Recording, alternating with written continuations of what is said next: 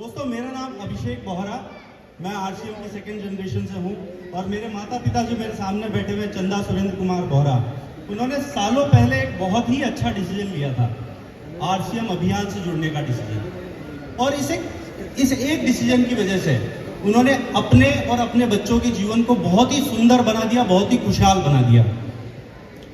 दोस्तों, अगर मैं उनके बैकग्राउंड की बात करूं तो वो एक middle class, lower middle class background से आते हैं और उनकी एजुकेशन बहुत ही सीमित एजुकेशन रही हुई है। फिर भी इस सिस्टम में मेहनत करते हुए उन्होंने आरसीएम में राइजिंग कोर के लेवल पे पहुंचे हैं। और हमारे सामने आज ऐसे सैकड़ों बहुत सारे उदाहरण हैं जहां पे एक कम पढ़ा लिखा आदमी, एक मेहनत मजदूरी करने वाला आदमी और एक मजबूर आदमी जो इस अभियान से जुड़ा है और उसने आरसीएम के अंदर बहुत बड़ी बड़ी ऊंचाइयां प्राप्त की हुई है, वो सारे लोग, बहुत सारे लोग हमारे सामने बैठे हुए आज की डेट में। दोस्तों, हम बहुत सारे मंचों से ऐसे बहुत सारे उदाहरणों को बहुत जोर शोर से सेलिब्रेट करते हैं और ये मैसेज देना चाहते हैं कि आरसीएम में सक्सेस के लिए शिक्षा जरूरी नहीं है। यहाँ पे आदमी सिर्फ मेहनत करने वाला चाहिए, उसे इस सिस्टम में विश्वास होना चाहिए और वो इस सिस्टम में बड़ी बड़ी ऊंचाइयां प्राप्त कर सकता है।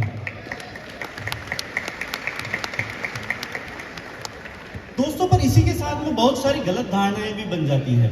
बहुत सारे यंगस्टर्स, वेल टू डू लोग जो आज जीवन में अच्छा कर रहे हैं, उन्हें लगता है कि मुझे आरसीएम करने की क्या जरूरत है, मैं तो आज भी अच्छा कर रहा हूं। दोस्तों, इसी मिथ को तोड़ने के लिए मैं आज आपके सामने खड़ा हुआ हूं।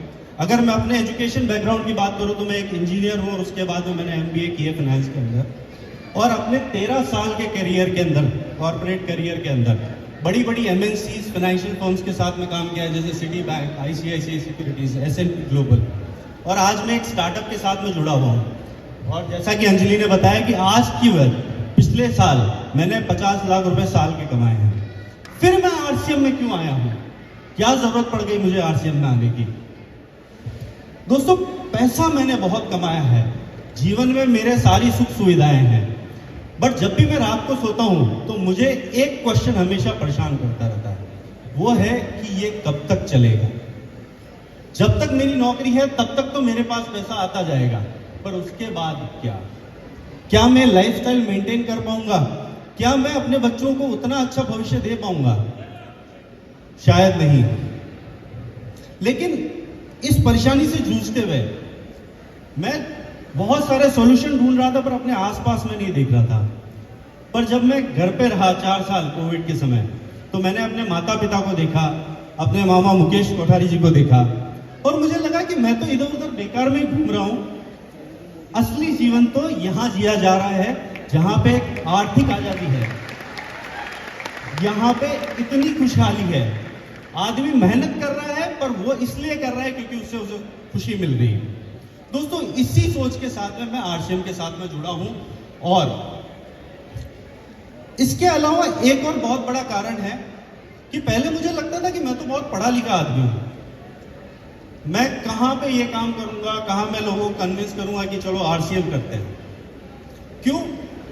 क्योंकि एक दिमाग में गलत धारणा बन गई थी अपनी पिताजी की दी हुई एजुकेशन की वजह से, आरसीएम के पैसे से कमाई हुई एजुकेशन की वजह से मेरे दिमाग में एक फितूर आ गया था कि मैं तो बहुत बेहतर हूं लोगों से, मुझे ये काम करने की जरूरत नहीं है। या एक मन में था कि मैं ये सब क्यों करूं।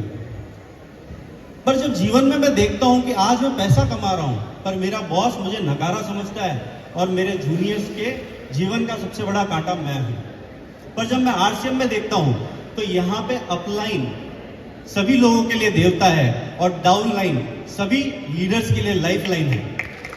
दोस्तों, ऐसा सिस्टम आपको कहीं नहीं मिलेगा जहां पे हर एक आदमी आपकी सक्सेस में इन्वेस्टेड है, आपको बढ़ते हुए देखना चाहता है, आपको कमाते हुए देखना चाहता है। वो आपको केवल आरसीएम में ही मिलेगा।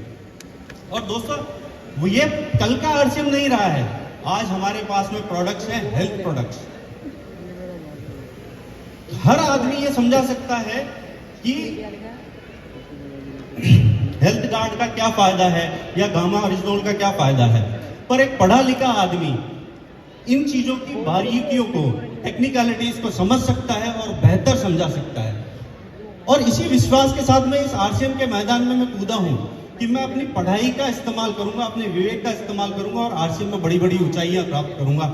इसी के साथ मैं अपनी बात खत्म करता हूँ। तालियां, जबरदस्त।